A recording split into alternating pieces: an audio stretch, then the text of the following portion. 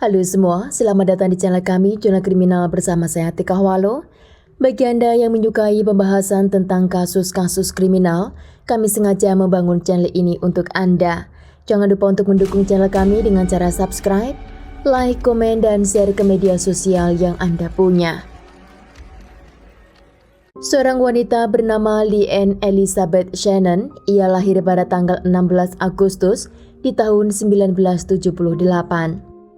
Leanne lahir di kota Jackson dari pasangan Robert dan Irene Caffin, dan saat kejadian, Leanne berusia 34 tahun. Leanne juga telah menikah dengan seorang politikus yang bernama Timothy Shannon, yang saat itu dia juga berusia 34 tahun. Keluarga ini tinggal di pinggiran kota Hart, wilayah Michigan, tepatnya di negara Amerika Serikat.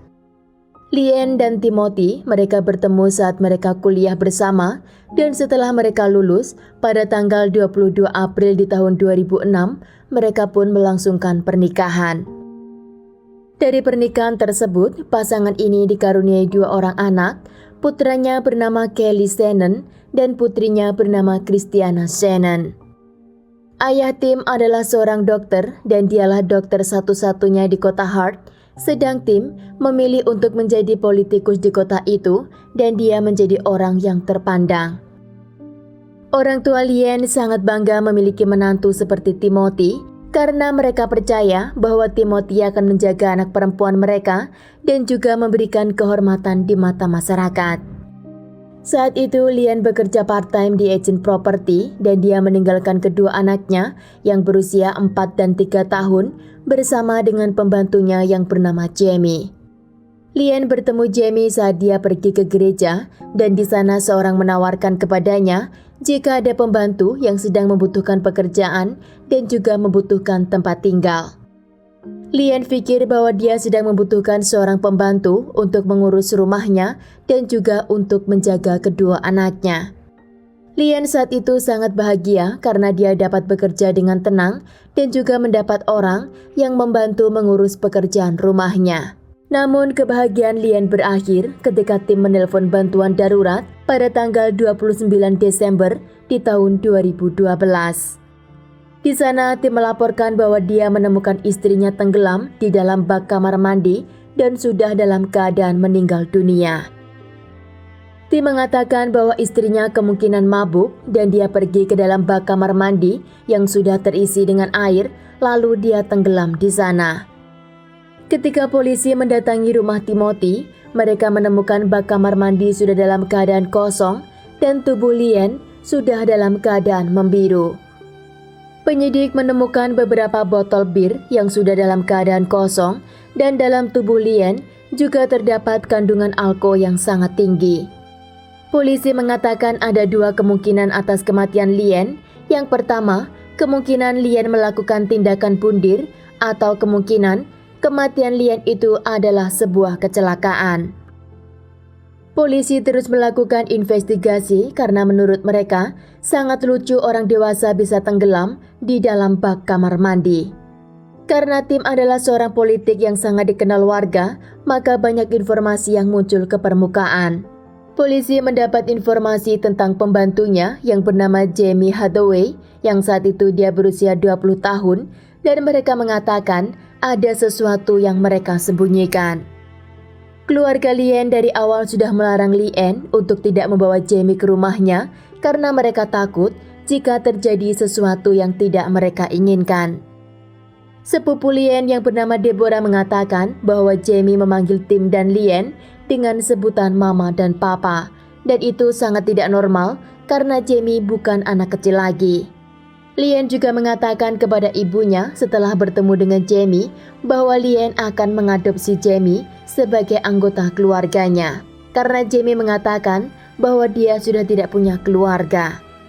Leanne pun meminta kepada pengacaranya untuk membuatkan surat adopsi dan setelah resmi menjadi anak adopsi di rumah itu, Leanne baru tersadar bahwa Jamie bukan hanya sekedar anak adopsi, namun dia juga mengambil alih sebagian tugasnya sebagai istri Timothy.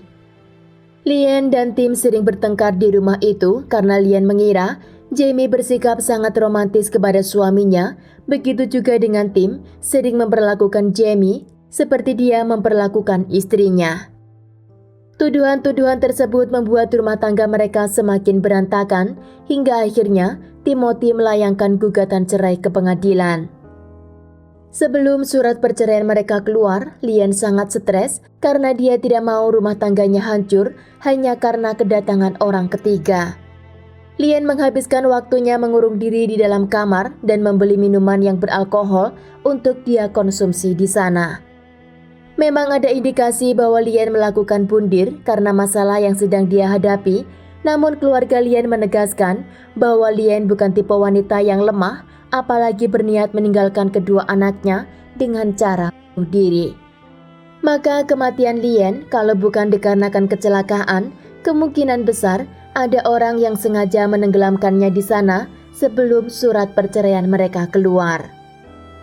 Penyidik pun tidak menemukan logika bagaimana Lien bisa tenggelam di sana, walaupun hasil otopsi menyatakan bahwa Lien meninggal karena tenggelam.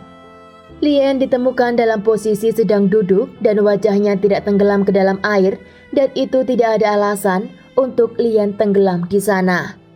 Saat polisi datang ke rumah Timothy, Jamie saat itu keluar sambil membawa kedua anak Timothy. Dan setelah penemuan mayat Lien, Jamie pun dibawa ke ruang interogasi.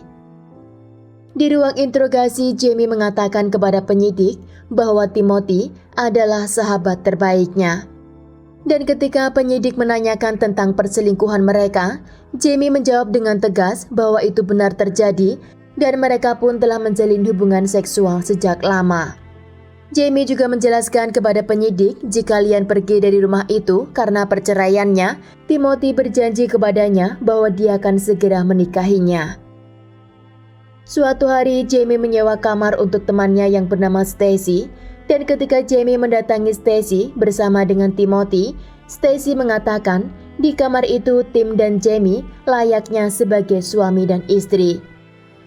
Jamie juga mengatakan di mana ada saatnya dia sangat ingin menyingkirkan Lien dari rumah tersebut untuk segera menjadi istri Timothy.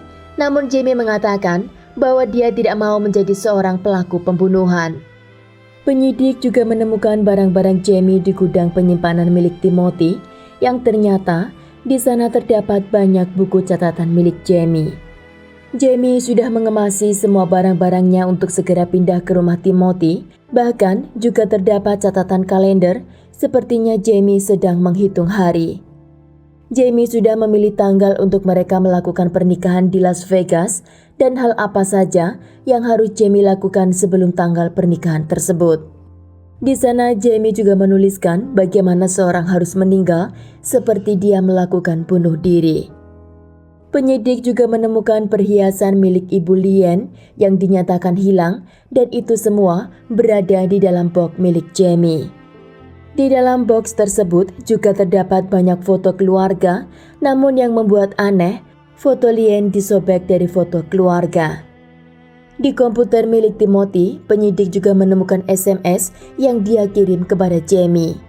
Di sana Timothy mengatakan di mana mereka harus bertemu dan hubungan seperti apa yang dia mau.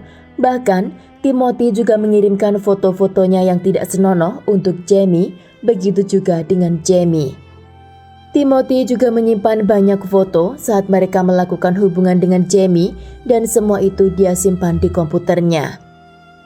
Setelah penyidik memintai keterangan kepada Jamie di ruang interogasi selama 2 jam, Jamie tetap mengatakan bahwa dia tidak tahu apa yang terjadi dengan Lien dan akhirnya Jamie pun dibebaskan. Timothy tetap ditahan di kantor polisi karena penyidik menduga bahwa Timothy tidak berkata jujur atas apa yang terjadi.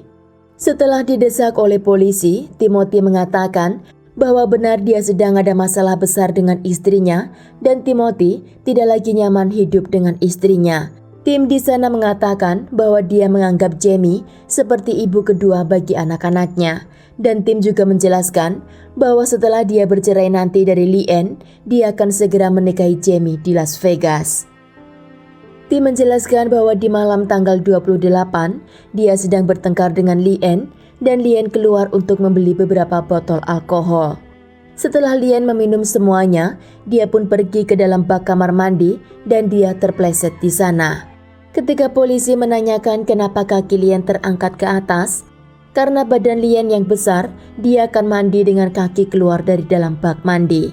Namun penjelasan Timothy ini dianggap penyidik suatu kebohongan. Di sana Timothy terus didesak oleh penyidik dan akhirnya tim mengatakan apa yang sebenarnya dia lakukan. Menurut Timothy, setelah Lien meminum semua bir yang dia beli, Lien dalam keadaan mabuk berat. Namun Lien terus memukuli tubuhnya dan tim membawa Lien ke kamar mandi dan di sana Timothy membuka keran air. Setelah air penuh, Timothy menyuruh istrinya untuk masuk dan dia duduk di atas tubuh istrinya. Timothy baru tersadar bahwa istrinya sudah dalam keadaan meninggal karena tubuh Lien kini mengapung. Setelah Lien mengapung, Timothy pergi mengganti bajunya dan menunggu beberapa jam lagi untuk menelpon bantuan darurat.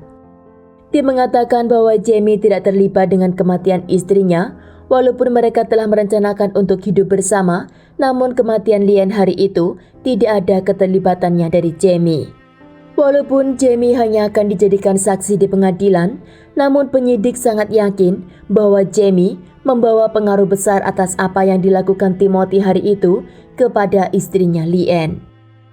Timothy sangat tergila-gila dengan Jamie dan Jamie mempengaruhi Timothy untuk segera menyingkirkan istrinya. Di sana Timothy kebingungan antara mendengarkan istrinya Lien atau mendengarkan kekasihnya Jamie. Setelah kematian Lien, Timothy harus menghabiskan hidupnya di penjara selama 13-25 tahun penjara. Timothy juga tidak akan mendapat pembebasan bersyarat sebelum dia berusia 50 tahun.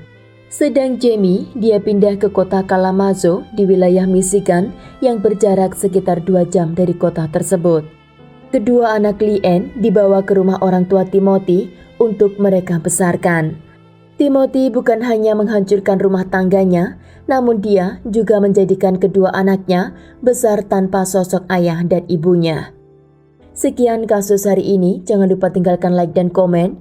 Jika Anda tidak keberatan, klik tombol subscribe untuk mendukung channel kami. Terima kasih saya ucapkan kepada Anda para subscribers. Sekian, sampai jumpa di kasus berikutnya.